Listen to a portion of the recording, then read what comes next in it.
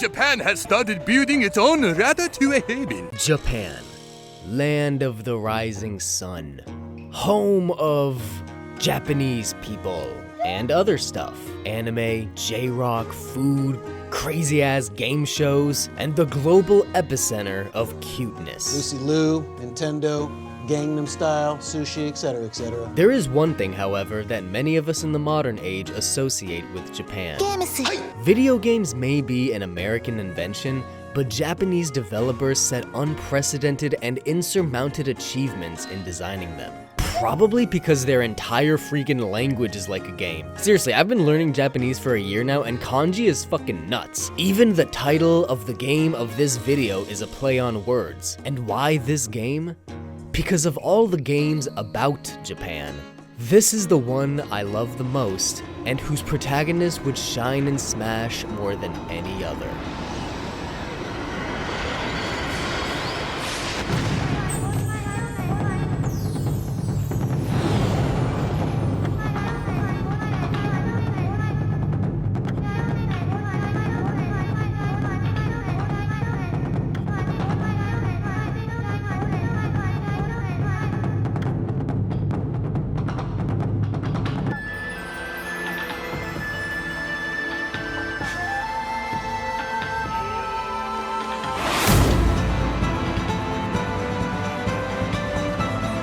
During the 6th generation of video games, Capcom and Grasshopper created a one-off masterpiece called Okami.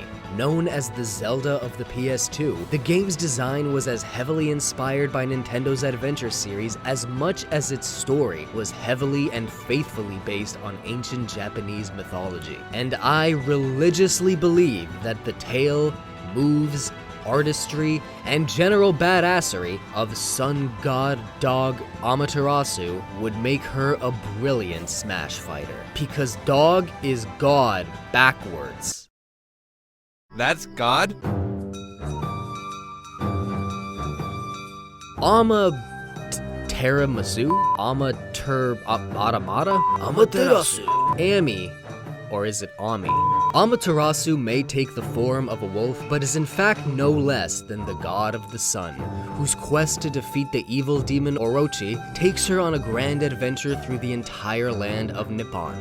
Also a play on words. Her abilities fall under 3 identifiable categories: basic dog stuff, a godlike paintbrush called the Celestial Brush, oh, great magic pencil, and 3 types of weapons called divine instruments that each have a main and sub function. Shields that can hit stuff called reflectors, rosary beads used as whips and bullets, and big-ass swords called glaives. That dog just does not die. No, he does not. Okami has a very distinct art style based on Japanese watercolors that I would like to see elements of somehow incorporated into Smash's high-fidelity art style. Her main appearance is her standard snowy white fur with red markings and her iconic primary weapon, Divine Retribution. Now, her main equipped weapon always appears on her back, so her alts are based on 2 more reflectors, 2 rosaries, and 3 glaives.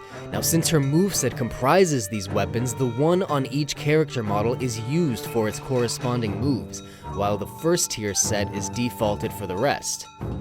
he's a dog. Ami enters the stage by bursting to life from the statue of her original 100-year-old incarnation, Shiranui. Her default stance is standing on all 4s and then sitting after a few seconds. When she starts to fight, her stance changes to that low-down, wolf about to pounce on your ass position she takes during combat. After a few seconds of not inputting any attacks, she resumes her default stance. And for her idle animation, she just yawns. Her jab is 5 winds, the fully powered main attack of her reflector. It's got power, range, 5 strikes, and a ton of showmanship, but it's a little slow. Her side tilt is the main attack of her glaive, an arced swipe with a wide hitbox. Her down tilt is the main attack of her rosary, but a slightly original take on it where it just trips foes in front of her. And her up tilt is the only original move I had to make up. She just stands on her hind legs and scratches. Her dash attack is, of course, her dash attack, Hard Head. In-game, Ami has not only one high altitude jump, but 2. Both her first jump and secondary Holy Eagle double jump she learns at the dojo display her godlike ability to reach the heavens. Her neutral aerial is the Holy Falcon, the offensive upgrade to the Holy Eagle. I'm getting more of a chicken vibe. The rest of her aerials were also surprisingly easy to design since all equipment functions differently in the air. Her forward aerial is the Reflector's main aerial attack, and her up aerial is the Reflector's sub-aerial attack. Meanwhile, her down aerial is the Glaive's main aerial attack, and her back aerial is the Glaive's sub-aerial attack. For her grab, the only possible option was a bite, which she can do to just about anyone and anything. However, for her pummel, you'd think I'd say she clamps down on them for a bit of damage, But I'm gonna throw an insane twist your way. instead she throws them on her back and takes them for a ride, which she also does do. This functions much like DK's pummel, and her throws remain the same no matter what. For her forward throws, she bucks them off like a horse and adds some more distance and damage with the Rosary sub-attack. Her back throw is counter dodge, the offensive upgrade to her dodge Fleet Foot. Her up throw is based on the Reflector sub counter attack, and her down throw. The Reflector sub is the obvious animation for her shield, but it still includes the standard pink bubble since it only covers her front. And her shield roll is the previously mentioned Fleet Foot. Ami's forward smash is her Glaive's sub attack, which like all other Glaive attacks can be charged, but I didn't want to use only Glaives for smash attacks.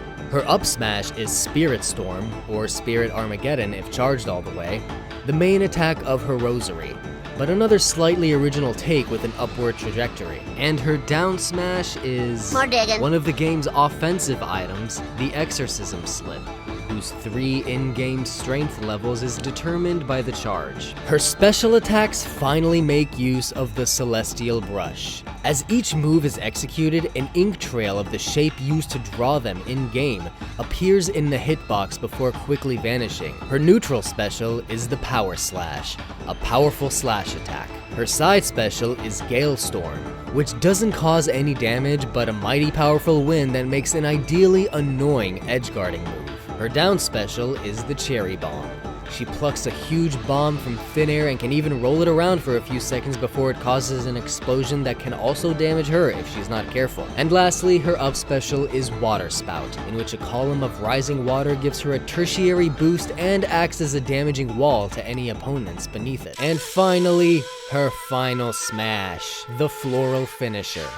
In Okami, combat takes place in trippy rings with walls made of fire and paint and kanji. So this cordons off the stage, she turns into her final form during the battle with Yami, and zips around the stage wrecking opponents like a god. Yeah, I'm just a dog. Okay, her taunts. They were easy to pick. I just can't believe they actually exist in the game. Her side taunt is just barking. Barking. Okay, fine. But her up taunt is Golden Fury. Are you pissing on me? And it gets worse, because her down taunt is Brown Rage.